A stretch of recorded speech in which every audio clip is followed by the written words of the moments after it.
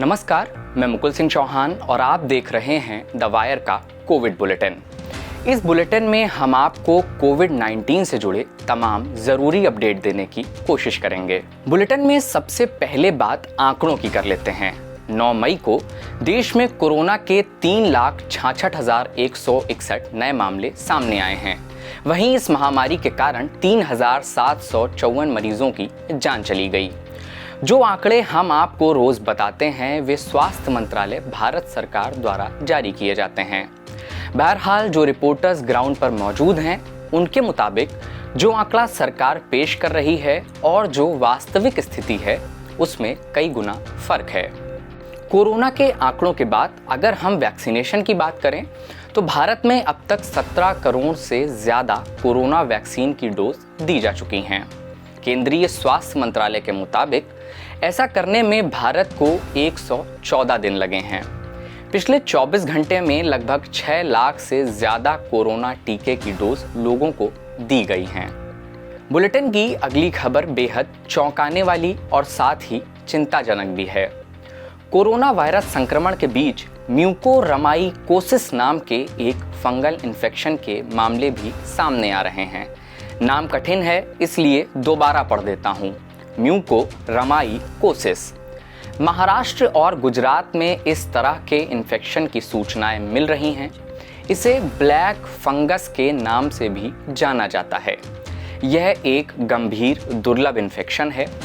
महाराष्ट्र और गुजरात के स्वास्थ्य अधिकारियों ने शनिवार को बताया कि इस इन्फेक्शन के मामले कोविड-19 से ठीक हुए मरीजों में बढ़ रहे हैं और जिसकी वजह से उनमें आंखों की रोशनी चले जाने और अन्य जटिलताएं उत्पन्न हो रही हैं। फंगल इन्फेक्शन के कारण ही जहां महाराष्ट्र में 8 तो वहीं गुजरात में 7 ऐसे लोगों की आंख की रोशनी चली गई जो कोविड-19 संक्रमण से ठीक हो चुके थे। बुलेटिन की अगली खबर बिहार से है। यूपी के बाद अब बिहार के बक्सर में गंगा नदी में दर्जनों लाशें दिखाई देने से हड़कंप मचा है। कोरोना से मौत के बाद इन्हें गंगा में बहाने की आशंका से लोग सहमे हुए हैं। यूपी की सीमा पर स्थित होने से अधिकारी उधर से ही लाशों के बहकर आने की बात कह रहे हैं। इससे पहले हमीरपुर और कानपुर में यमुना में कई लाशें दिखाई दी थीं। बक्सर जिले के चौसा प्रखंड के महादेवा घाट के पास सोमवार को लोगों ने घाट किनारे आधा दर्जन लाशों को एक साथ बहते हुए देखा। लोगों ने इसकी जानकारी पुलिस और प्रशासन के अधिकारियों को दी। लोगों का कहना है कि कोरोना से मौत की संख्या बढ़ने के कारण लोग अंतिम संस्कार करने की बजाय गंगा में लाशों को प्रवाहित कर रहे हैं। बुलेटिन की अगली खबर मध्य प्रदेश से है। मध्य प्रदेश के ग्वालियर में एक युवक 9 महीने के अंदर तीसरी बार कोरोना वायरस से संक्रमित हो गया है। डॉक्टर भी इससे हैरान हैं। ग्वालियर के CMHO का कहना है कि जिले में इस तरह का यह पहला मामला है। 31 वर्षीय युवक पहली बार पिछले साल जुलाई में संक्रमित हुआ था। पिछले साल अक्टूबर महीने में युवक की फिर तबीयत खराब हुई और वह जांच में कोरोना संक्रमित पाया गया।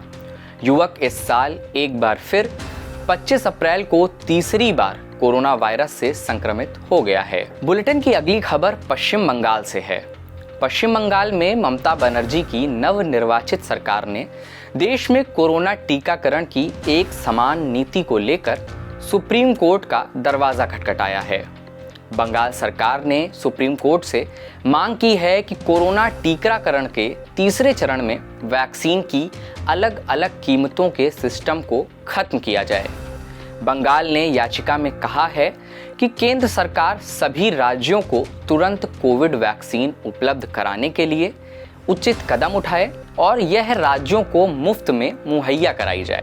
अगली खबर उत्तर प्रदेश में स्थित अलीगढ़ मुस्लिम यूनिवर्सिटी से है। बीते 20 दिनों में अलीगढ़ मुस्लिम यूनिवर्सिटी के 19 प्रोफेसरों की मौत की वजह से पूरा प्रशासन सख्ते में आ गया है। AMU के कुलपति प्रोफेसर तारिक मंसूर ने अब आशंका जताई है कि अलीगढ़ में कोरोना की नई किस्म विकसित हो गई है।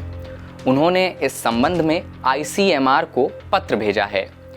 कोविड-19 नमूने की जीनोम जांच कराने के लिए उन्होंने ICMR को अनुरोध किया है। एएमयू वाइस चांसलर ने आईसीएमआर के महानिदेशक प्रोफेसर बलराम भार्गव को पत्र भेजा है।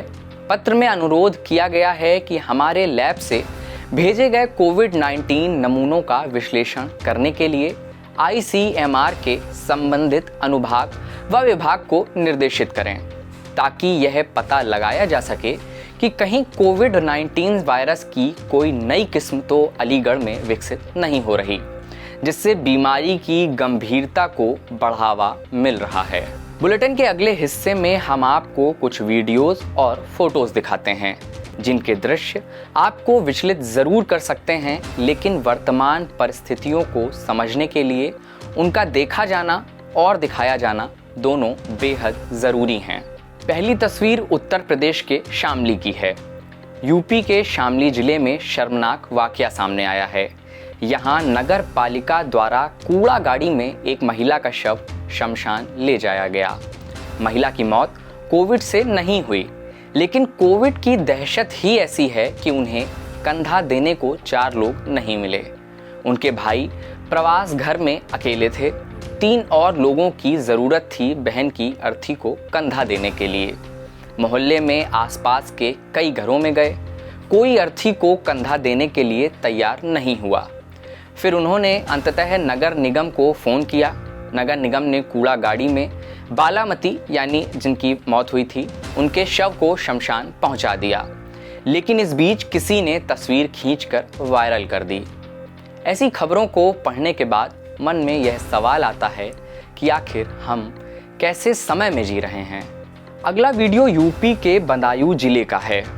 शहर काजी के निधन के बाद लोग उनके जनाजे में कुछ इस तरह से शामिल हुए जैसा वीडियो में दिख रहा है। कोरोना प्रोटोकॉल की धज्जियां बुरी तरह से उड़ाई गईं। इस तरह के वीडियो हमारे सामने तब आ रहे हैं जब हम कोरोना वायरस से मरने वालों के आंकड़ों में रोज इजाफा देख रहे हैं। ऐसा कुछ करने के पहले अपने बारे में नहीं तो कम से कम अपने परिवार के बारे में एक बार जरूर सोचिए। हम आप तक इस बुलेटिन के माध्यम से कोरोना वायरस से जुड़े तमाम जरूरी अपडेट पहुंचाने की यथासंभव कोशिश कर रहे हैं, इस उम्मीद के साथ कि जल्द से जल्द कोरोना वायरस से हम इस जंग को जीत सकें। तब तक अपना और अपनों का बेहद ख्याल रखिए। बाहर निकलने से बचें। अगर मजबूरीवश बाहर निकलना पड़े तो मास्क लगाइए। अगर कोरोना वायरस से आप हाल ही में ठीक हुए हैं तो अपने डॉक्टर से परामर्श लेकर यानी डॉक्टर से सलाह लेकर आप प्लाज्मा डोनेट करिए, ताकि आप किसी की जान बचा सकें। बहुत बहुत शुक्रिया।